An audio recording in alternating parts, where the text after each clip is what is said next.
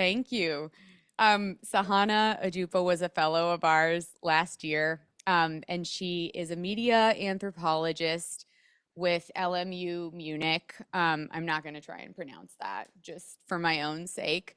And she is an expert in extreme speech, content moderation, and misinformation. And Biela Coleman is here, a professor of anthropology here, and her scholarship is on the ethics of hacking. So very pleased to introduce you both. Thank you. And without further ado, give it up.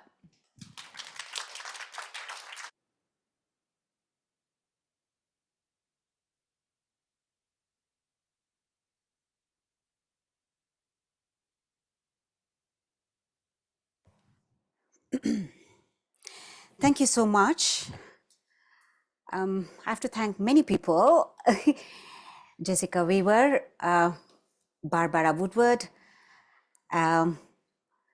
here Patrick, and Rebecca. So you've been so kind, and you've hosted me and hosted all of us with so much warmth and affection. And also Marie Ortiz, who is not here, and a huge thanks to Bella Coleman, whose work has inspired us through years. And I'm so glad to be in conversation with you, Professor Coleman. So this is an interesting event for us in these interesting times. With nearly 3 billion users and more than 100 billion daily message exchanges the world over, WhatsApp, an end-to-end encrypted instant messaging platform owned by Meta, has emerged as a central communication tool globally. It is especially popular in the global south, in the diverse context of the global south, partly because of low data usage, predatory zero rating, and also path dependency. Here, WhatsApp has taken on a variety of functions, and therefore Cruz and Harindranath define this as the technology of life. It's used for micro political canvassing, parent-teacher communication, religious prayers, and also local businesses across diverse activities and across different spheres of society, social, economic, political, and cultural. And precisely for these reasons, WhatsApp is also playing a critical role in shaping extreme speech ecosystems. By extreme speech, we mean speech acts that stretch the boundaries of legitimate speech along the twin axes of truth, falsity, and civility, incivility. We are very happy to present this upcoming volume, WhatsApp in the World, Disinformation, Encryption, and Extreme Speech, published by New York University Press, co-edited with Herman Wasserman, with 19 chapters and scholars from around the world. So we hear, okay, is this working? Okay, yeah. Some voices from our contributors.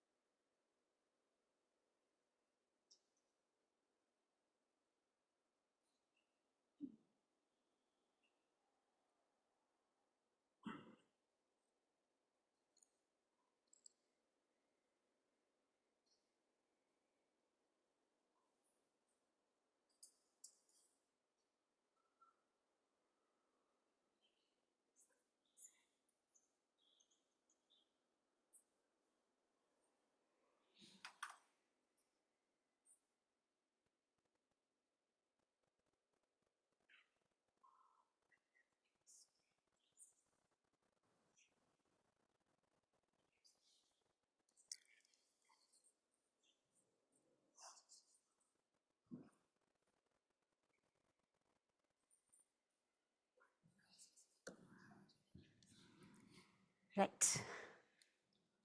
So we have many more authors who are not able to record this. And I also thank our team member, Felix Keilhack, for compiling these clips. So WhatsApp in the world presents a global view of this hugely popular instant messaging service, building on some insightful studies and also curating new case studies and new field-based studies on this topic. One of the main points of emphasis in the current scholarship is, okay.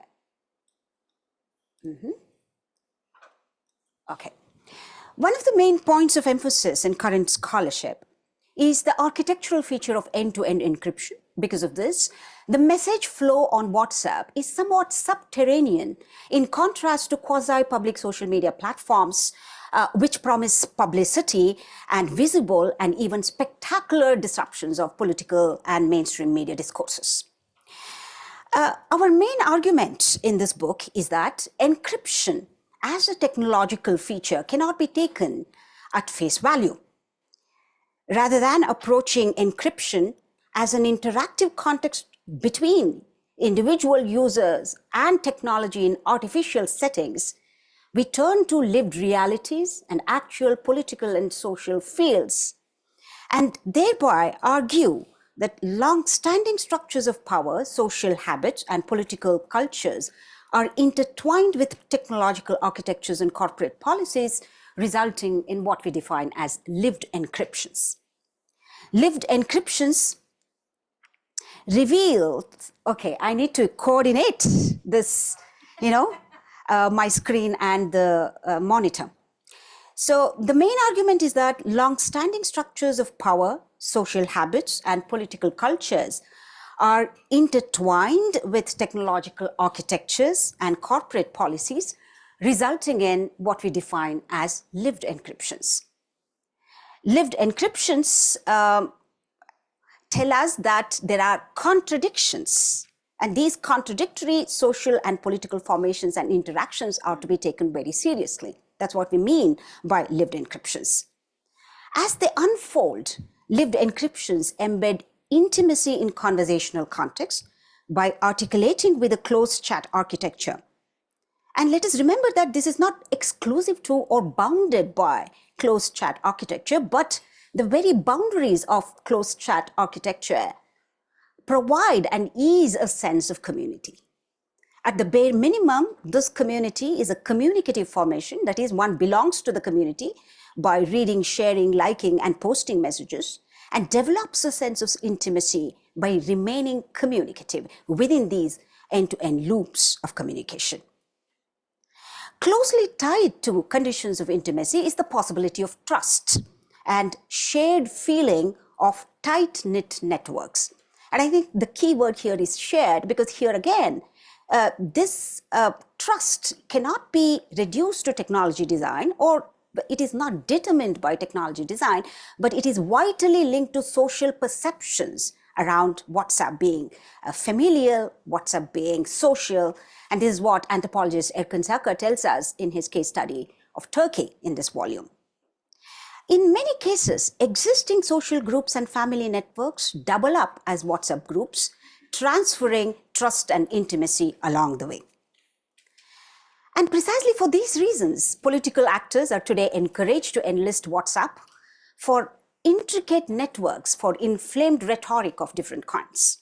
And here you see different kinds of experiments happening in different parts of the world, something that I define as deep extreme speech. I will get to that in the second part of the presentation. This kind of socially sanctified content becomes even more widespread when political actors link WhatsApp groups with other WhatsApp groups and connect the desired narrative across different WhatsApp groups and social media networks and also mainstream media, thereby paradoxically infusing virality into the architectural features of end-to-end loops and encryption. And that's another contradiction that we notice. And technological and social conditioning notwithstanding, law and order objectives of the state can overrule encryption, not only by introducing traceability requirement clauses, but also through direct forms of surveillance, in the Anglophone regions of Cameroon, anthropologist Kim Schumann tells us how it is a routine practice for government authorities to stop suspected dissenters, to not only check their identity card, but also their phone to see if they are carrying any incendiary material. So the promise of encryption is overruled in such swift acts of surveillance. And in some contexts, encrypted messaging has offered a sense of security. Ruth Moon, in her contribution in the book, talks about this. Especially among journalists in Rwanda, she notices that WhatsApp has emerged as a critical infrastructure. But in actual practice, there are tense appraisals around safe and unsafe spaces. In Cameroon, for instance, Schumann tells us that people are very deeply aware of phone searches, and therefore they clean up their phones, they delete the messages, hide the messages, or put it on factory setting, but also face the dilemma that a clean phone can raise more questions. And therefore, encryption does not unequivocally give rise to a feeling of safety and security, but it has led to tense appraisals around whether it is safe or unsafe. And this is again another contradiction. Now, finally, in the global north context, Inga Trautig in her chapter tells us that WhatsApp has also emerged as a safe medium for political talk. And she understands this as alternative media, which is very different from majority-dominated mainstream communication. Here, for instance, Mexican Americans, Indian Americans, and Cuban Americans in the US are able to talk about American politics without feeling that they are being judged by fellow Americans about how they converse on these topics, but also to remain connected with politics and publics in the homeland. And therefore, she thinks of this as alternative communication, as something that has been theorized in media studies for a very long time. And in this instance, WhatsApp evinces, if only partially, the ideal of subversive speech, hosting a sort of subaltern space, and that's what she says. And these are, some of the contradictions, but despite all these, encrypted messaging has obviously raised barriers for fact-checking and research because access, storage, retrieval, and analysis of data is even more challenging today. And there is something more to this. Social intimacy on WhatsApp not only eases communication, but it also impedes correction. In their chapter, Admir Mer and Alan Munoriarwa tell us that people on WhatsApp groups hesitate to call out misinformation because they feel they should not disrespect an uncle that has sent it. So that's the ideology of respectability. And he also connects it with the philosophy of Ubuntu in the case of Namibia. Similarly, in South Africa, Herman Wasserman and Danny Madrid Morales show that young adults do not correct elderly people on WhatsApp groups, also to maintain a decorum on these closed chat architecture. And therefore, we see that there are real barriers to fact-checking, which is different from quasi-public social media platforms, which does not face this kind of hurdle, although, of course, the effects of fact-checking are uneven, but they can also backfire on other social media platforms. We define these multiple unfoldings as lived encryptions, holding vital significance for how extreme speech entrenches political discourses. Very quickly, to show you how many chapters we have and what are the contributions, 19 chapters across 5 different sections: politics of polarization, unsafe spaces, the point that I made just now, WhatsApp as infrastructure, and also methodological difficulties and how can we tackle this using computational methods and also ethnographic methods, and finally a brief section on policy. Now, this is the book. There's so much more. I have just given you a very brief outline of this book. There are fantastic studies, field-based perspectives, and I hope you get a chance to read it. Now, in the second half of my presentation, I will focus on family and emotional bonds on WhatsApp, which is a prominent feature of WhatsApp communication, by drawing upon the chapter that I wrote for this volume.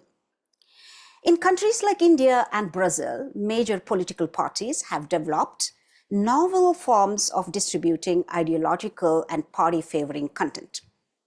Here, we see that WhatsApp campaign system is a very serious business. Political parties invest a lot in WhatsApp communication. And WhatsApp campaign system consists of multi-step distribution with horizontal networks connected to different vertically integrated nodes. So on the one hand, you see official network, the central IT cell of the political party sends out information that then goes down to the state level, then to the local levels, all the way down to what is seen as the booth level, which is the smallest electoral unit. So content flows from top to bottom. But this official centricism is strategically positioned in relation to a dispersed network of volunteers and party workers. And that particular unofficial network is very important because these networks connect official workers with other official workers and official workers with general sympathizers and well-wishers. Sometimes they're also called SMS. SMS is not short messaging service, but social media sevak. Sevak is a devoted worker. And these general sympathizers are then incentivized to draw more well-wishers and fence-sitters and people who are undecided. And therefore, content flows from node to node, and also trust and intimacy gets distributed in this way. The flexible parts of these networks are not edges of a single core, but constitute connected nodes of content building and influence enhancement. Parties take it so seriously that WhatsApp penetration, defined as the extent to which party people organically embed themselves within trusted WhatsApp groups, is seen as a benchmark for a political party's community reach. So if you don't have these many WhatsApp groups, then you're not doing well electorally. Apartment uncles, and this is a common term, these are the headmen of residential complexes. They are recruited. Local musicians, poets, and different hyper-local influencers are drawn into this network. And these organic social media networks are developed for party propaganda. And these types of networks rely on and rework localized community trust as the key lubricant for the networked pipeline of extreme speech. But let us remember that not everything that comes on WhatsApp is readily taken as trustworthy. In fact, there is more and more skepticism.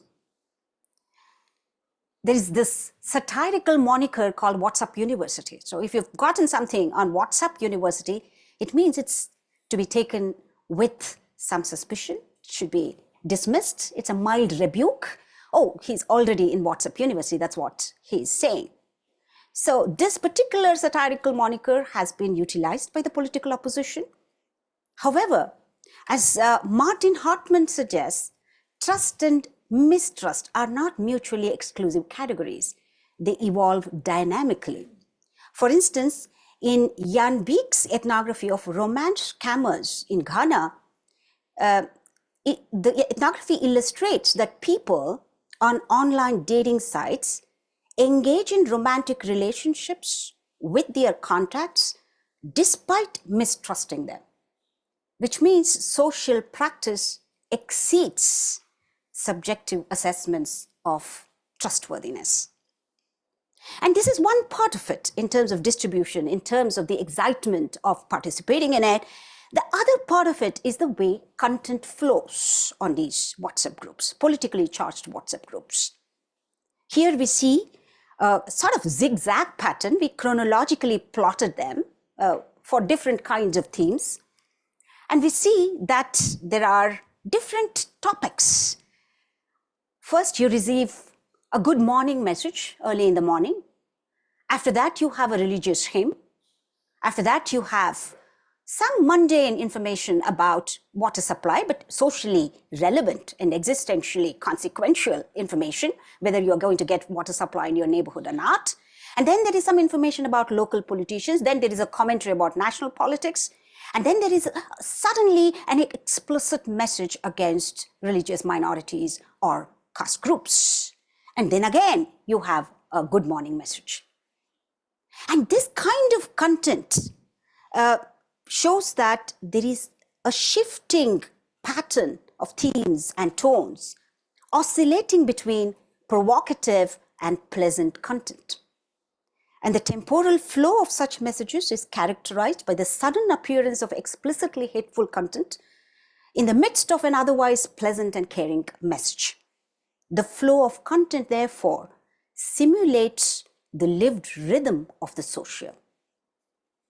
And these two aspects, social trust becoming systematically embedded in distribution networks, and the extreme everyday in terms of its temporality, is what I define as deep extreme speech. Deep extreme speech centers community allegiances in distribution logics, framing extreme content as part of the everyday. And by centering community allegiances in the distribution logics, these forms have placed extreme speech at the confluence of affect and obligation. And affect is important, and it is also seen in other quasi-public social media platforms. I've argued elsewhere that fun is a meta practice of extreme speech because it embeds distance and deniability in online exclusionary practices. It's also about collective celebration of aggression and, in a straightforward sense, of hilarity. So fun is there on WhatsApp groups as well, but obligation is a very prominent feature of WhatsApp communication. Because as users are drawn into these kin or kin-like networks, they feel the need to share and respond to the messages they receive. Any form of inaction on received content conflicts with the sense of obligatory ties and reciprocity that define socially thick networks of deep extreme speech. In fact, in such circulatory milieus, responsible action is itself conceived as circulation, the sense that by forwarding the messages, one has done one's duty. And to summarize deep extreme speech, by centering community allegiances in the distribution logics, intrusive messaging networks place extreme speech at the confluence of affect and obligation, thereby delinking it from the impersonal constructions of truthfulness or moral constructions of hatred.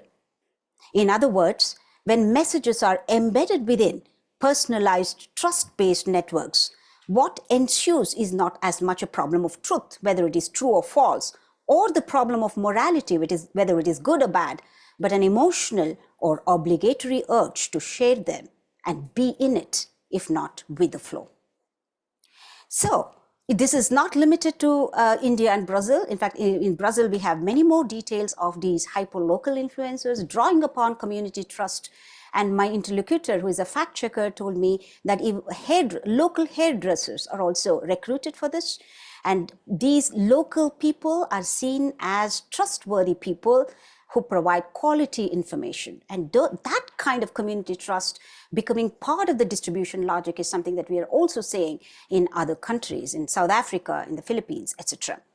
And therefore, I will conclude by just very quickly noting that actor-centered and community-centered policy practices is something that we should probably be looking for to address this kind of deep extreme speech.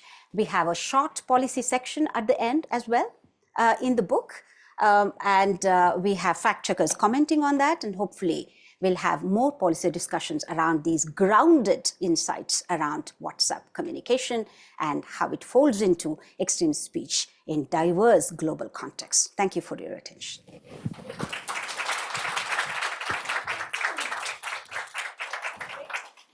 Thanks so much for that presentation. It's been really wonderful actually spending the last couple of days reading through the entire book. I really recommend it. It's so rich and so important. And it's so interesting because one of the things as an anthropologist, I often tell my grad students is that, you know, even if your project is not on media, social media, usually you have to dip into social media one way or another because, you know, that is where the discussion is happening. And on platforms like X, it's actually relatively easy to access and parse through it.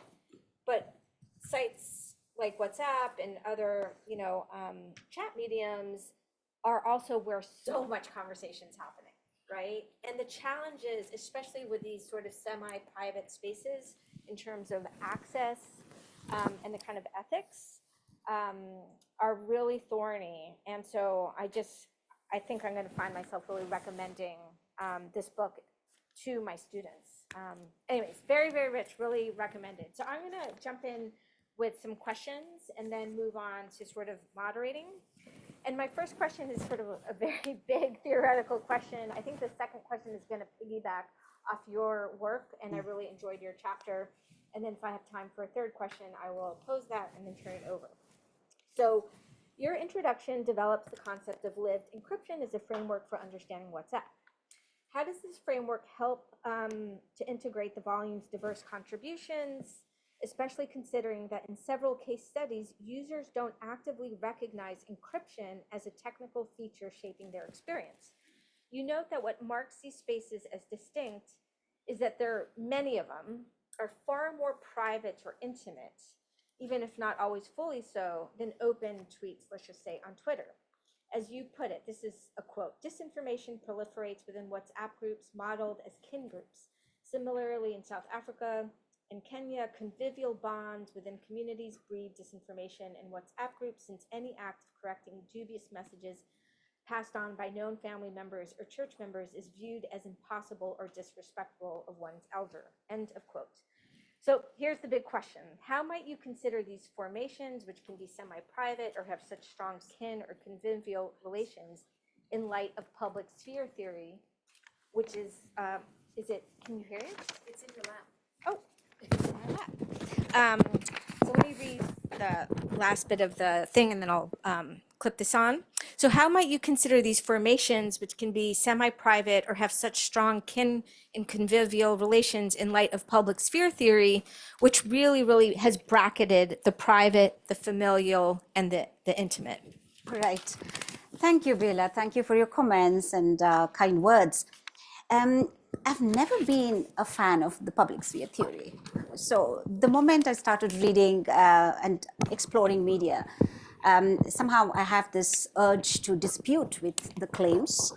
And that's because what we see in context beyond the West, which assumes a certain sort of interiority in the communication space, as opposed to something that is distinct from this interiority, is not available in large parts of the world. And therefore, what we see in different other contexts have clearly encouraged people like us to come up with different models. And in my previous work, I talked about structured visibility. This is a critique of stranger sociality through the economy of speech, and the assumption that there are already existing rational choices that need to be just appear through a pure act of representation. And that is what this liberal modern rational theories about communication tell us. So structured visibilities is a framework that I developed in the previous work to contest that, to talk about how existing structures of bonding, affective, performative bonding, is central to how communication is experienced. And once we take that very seriously, we see that there is some continuation from what we noticed in the way television was getting experienced, and the way newspapers became a communal event of reading, etc., to what we see on WhatsApp. And that's a very different point. I see continuity rather than a radical departure. But clearly, this is not the rational critical model of public sphere, where there is a clear division between the private and the public sphere. But having noticed this continuity, I would also say that, of course, WhatsApp type of communication has brought different changes in different parts of the world, including the global north, I would say, because of small screen intimacy, because of closed chat architecture. That's why I started lived encryptions by noting the feature of intimacy, the shared feeling of trust, etc., which are partly shaped by design features of the platform itself. But also, of course, as I say, it is not reducible to technology design. There are also social perceptions and what scholars, anthropologists say about political moralities that get assigned to these different platforms. And therefore, I think on WhatsApp, more than other quasi-public social media platforms, you see that the kin-like effect and public communication merging in very interesting ways. And that's why I think we need to have a different kind of methodology, different kind of model of communication to understand this. Great, no, thank you. And absolutely, I think that this in particular is just such great material to sort of push against some of the deficiencies of that model. So now I'm going to ask a little bit about your particular work. And I feel like I have so many questions about the use of WhatsApp in the Indian context. And I have a couple questions. One question is like how this came to be. Was it that, and I'm not sure you can answer this question, but if you can, that'd be amazing. So, the political parties and the current party, uses WhatsApp in very, very effective ways, right? Did they turn to WhatsApp because people were already organically sharing information and then they sort of nudged it in that direction? Or did they really help to kind of constitute these political groups by which then by, getting party men and the sort of poets and the barbers and others in these groups seed an organic element? So that's one first question around your chapter. And then the second question has to do with these party men that are recruited as sort of trusted members of the community who then are part of these groups. Are they already part of the groups and then get recruited by the party? Or do they get recruited by the party and then join the groups, or kind of both? So I just wanted to learn a little bit more about sort of both the history of these groups and then kind of how they function in terms of recruiting these members to become trusted members of the party. Right, thank you so much. The first question about how it came to be and how did it emerge. Indeed, social media platforms like Twitter were popular and continue to be popular, X.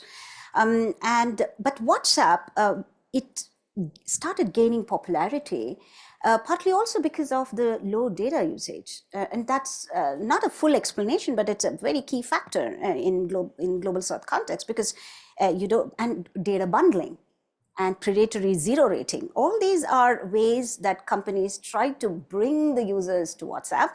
And as WhatsApp started emerging, political parties saw an opportunity.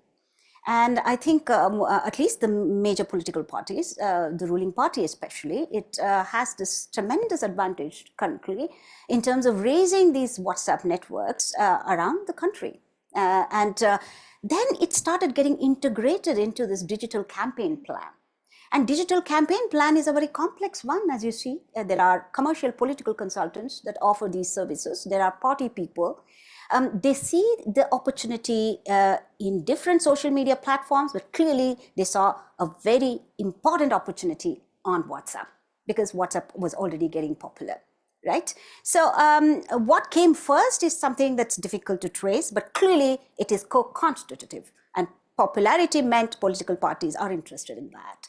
And as political parties started entering these spaces, WhatsApp also emerged as a political forum, something where political discussions happen on a regular basis.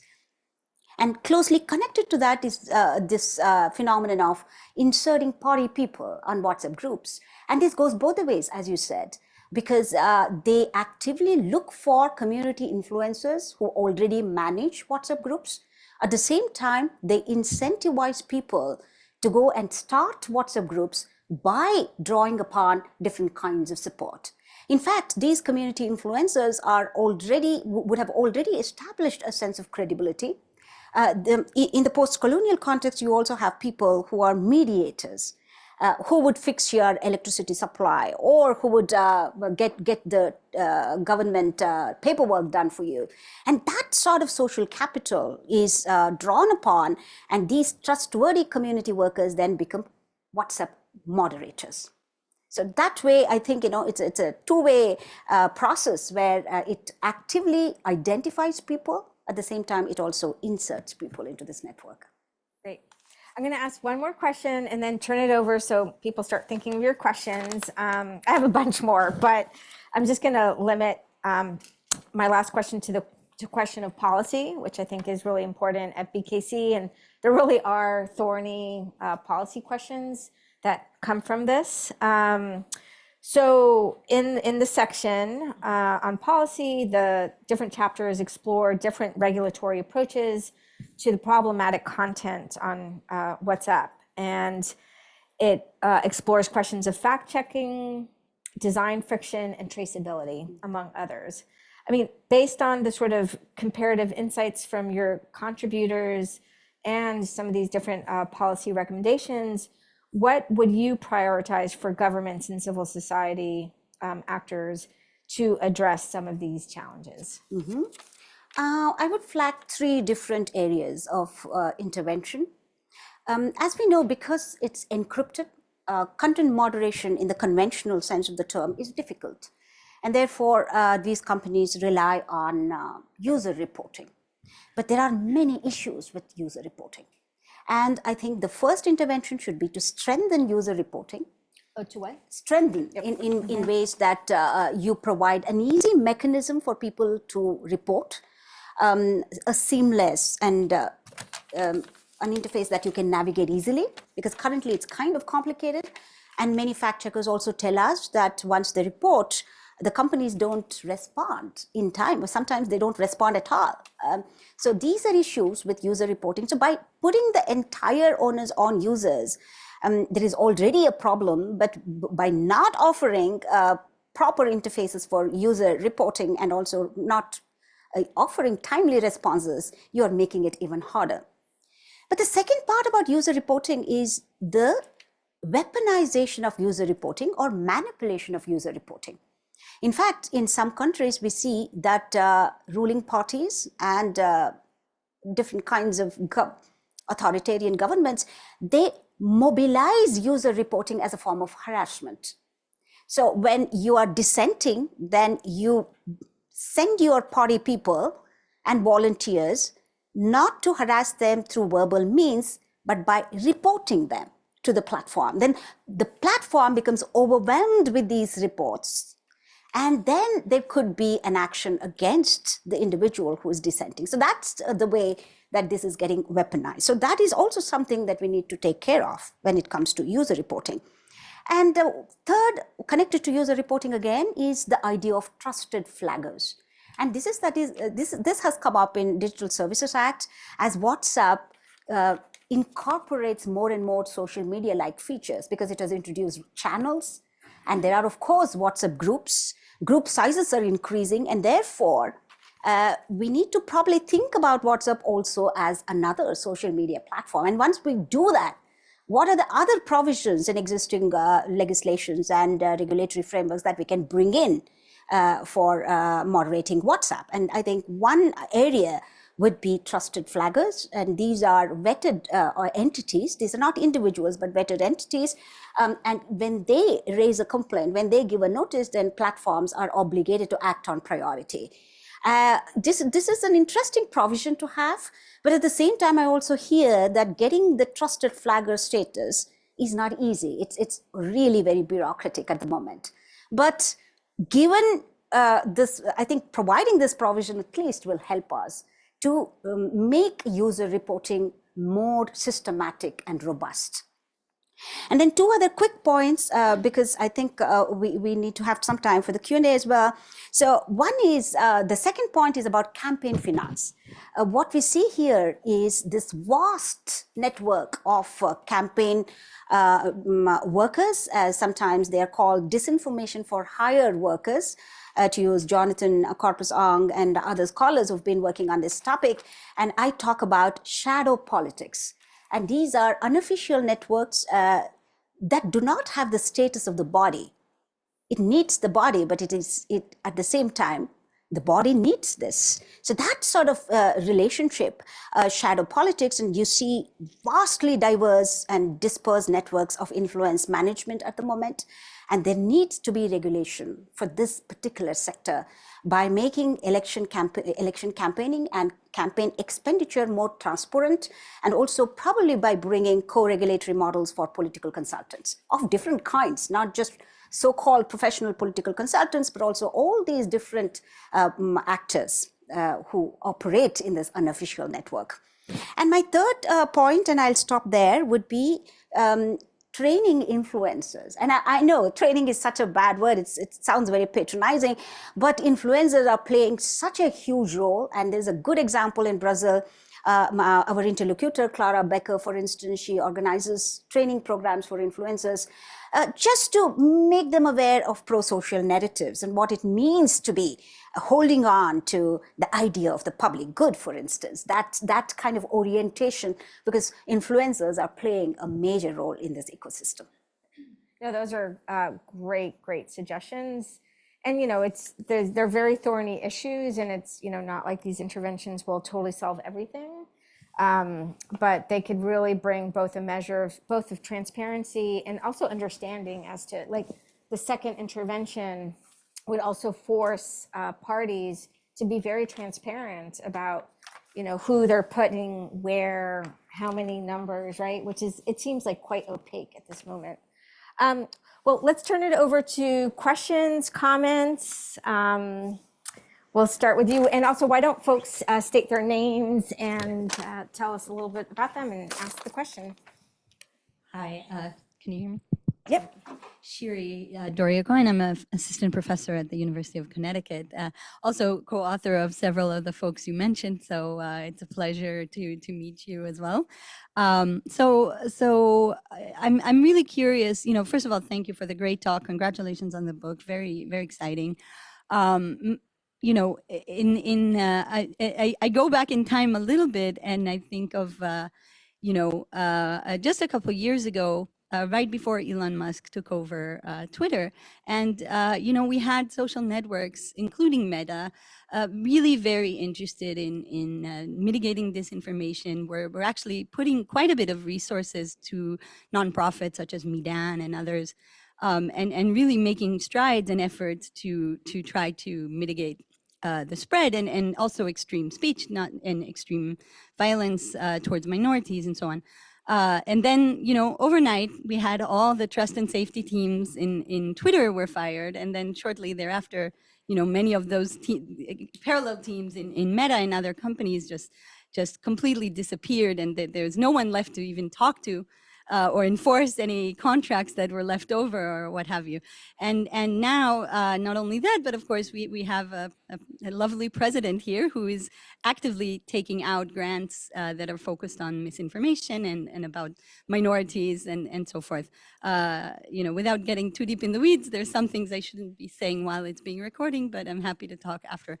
How are we to understand in this changing landscape what is the space we can operate in, and how can we make an impact in a world that seems less and less interested in actually supporting these kinds of pro-social communications and more interested in this sort of dystopian, whatever goes, post-truth reality?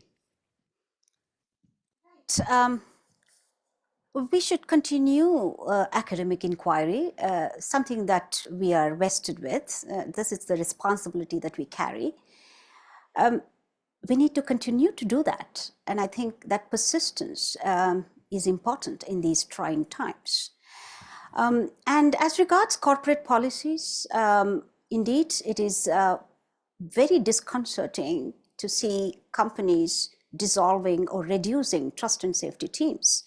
And that's something that we need to continue to push for, because trust and safety teams are so critical to how this is functioning.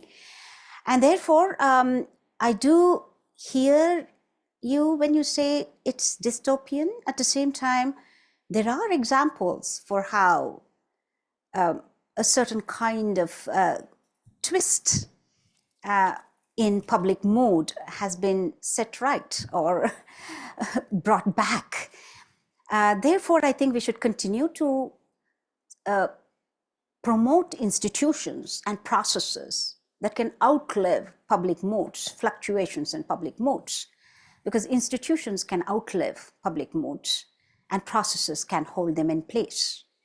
And as academics, we have the responsibility to ensure that these continue to exist. Oh, there's. Oh.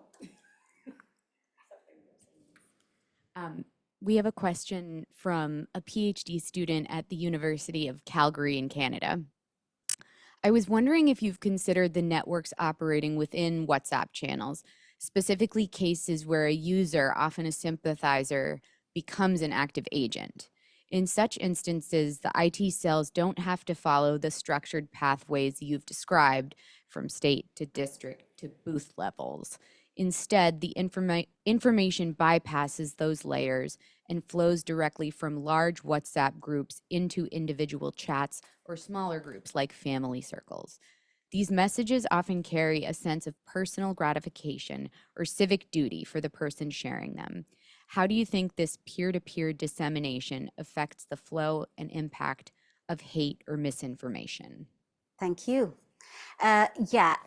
Precisely this multi-step distribution system. On the one hand, we have official centricity, official channel of communication, but it is strategically positioned in relation to exactly these forms, these networks that our speaker, our participant so well articulates.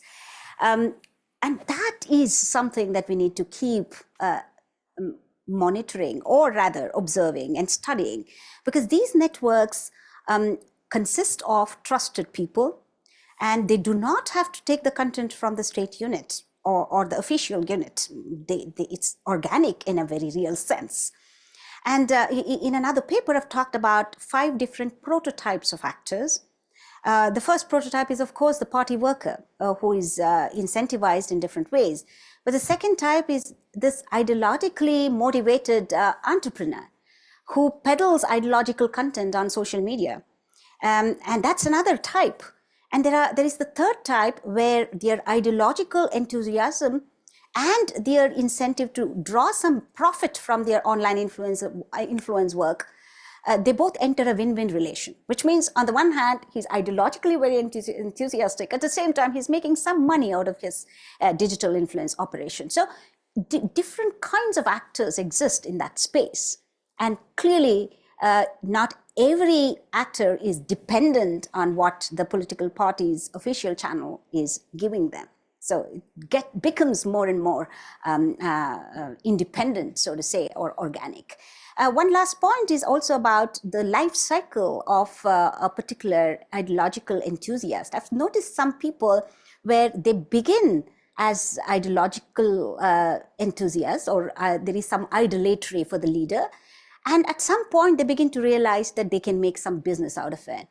But at the reverse is also true. I've seen people who start off as politically agnostic political consultants, commercial consultants, but along the way, they develop affinities and even affection for the party that they are promoting.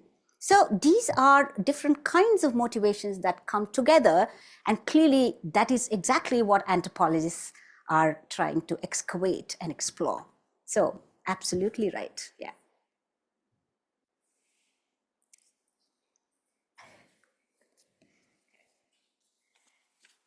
Thank you. This is incredible and very timely. So thank you for the presentation and for the book.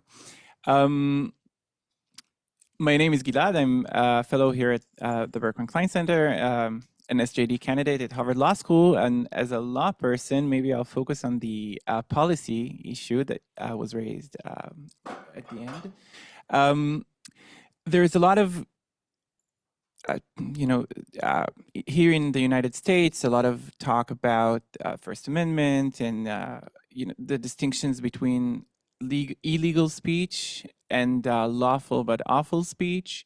Hate speech typically falls in the latter category, where you want typically less censorship. from the government.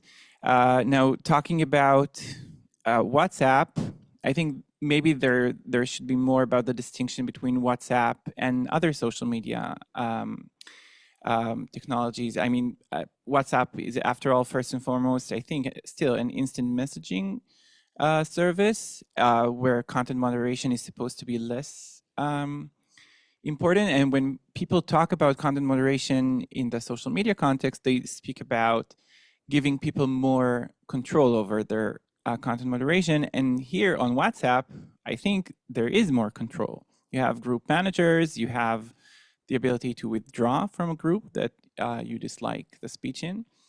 And then if we ask more content moderation there, maybe we're killing a space that we actually need for people to vent.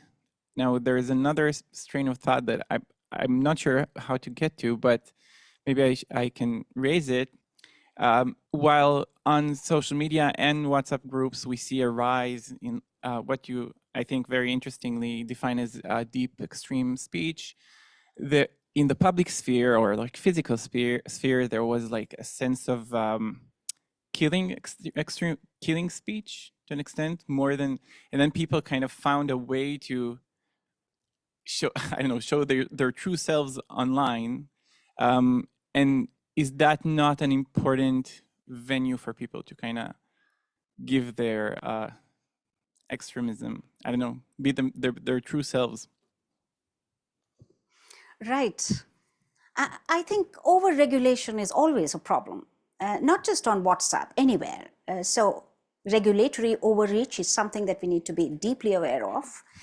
At the same time, of course, we also see that different kinds of discourses are appearing on these platforms. And when they appear on encrypted messaging, how do we approach them? And that's the question. And I've listed some. There are many more measures that one could take. Whether they are able to express themselves. So clearly, in some contexts, we also see that encrypted messaging has indeed offered spaces, safe spaces to express dissent and express different kinds of identities that are not tolerated by the authorities. So we have to acknowledge that. So clearly, even in our policy report, we do not advocate for breaking open encryption or creating backdoors. And that is not what one should support, according to me. But there should be different other measures to at least keep tab of what is going on online encrypted messaging channels. So I'll stop there, but we can continue the conversation.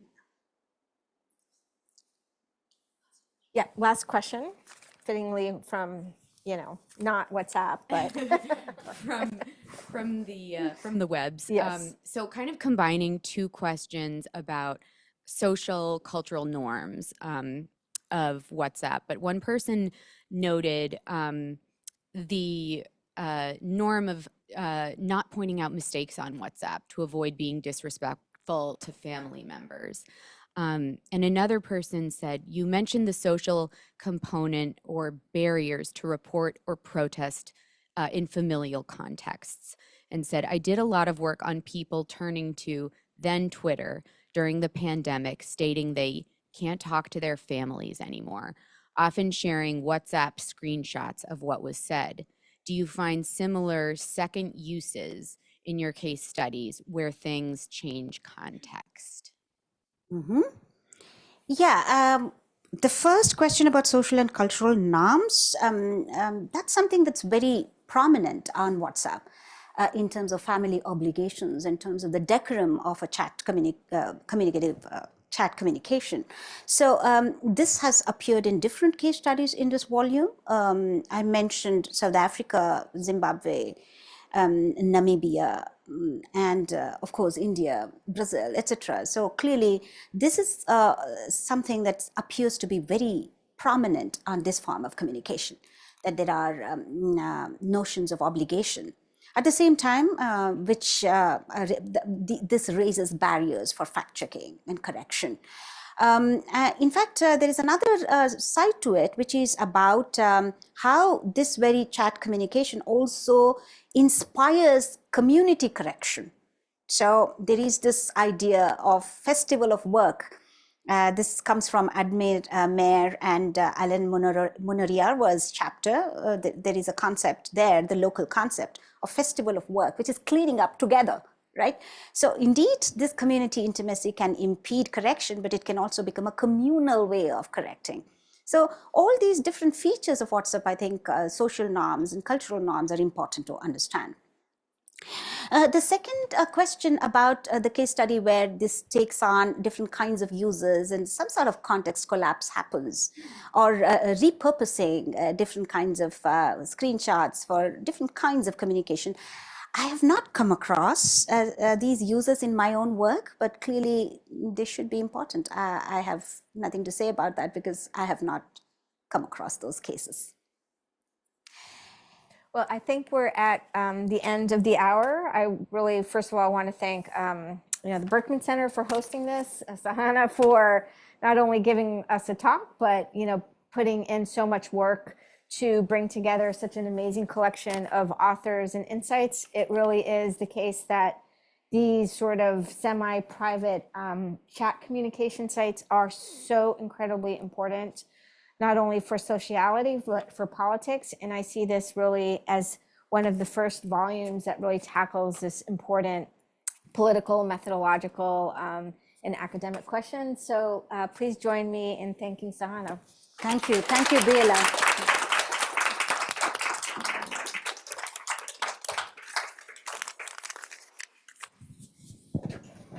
It's so funny because I